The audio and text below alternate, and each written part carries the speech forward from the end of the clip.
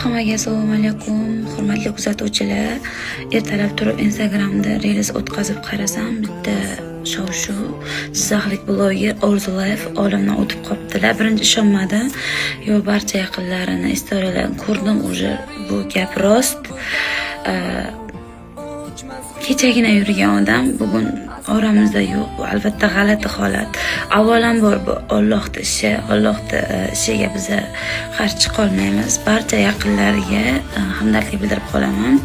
Qolaversa joylari jannatdan bo'lsin. Juda ham hurmat qilib kuzatadigan blogerlarimdan bittasi ichida. Hech narsa deya olmayman, to'g'risi. Muzlab qolganman. Ertalabdan bunaqa xabar eshitish g'alati. Yaqinlarimizni qadrlaylik, o'rtoqlar, qadriga yetaylik. G'animat, hamma g'animat. O'shaning uchun kimnidir ko'ngli og'rishdan oldin o'ylab ish qilaylik.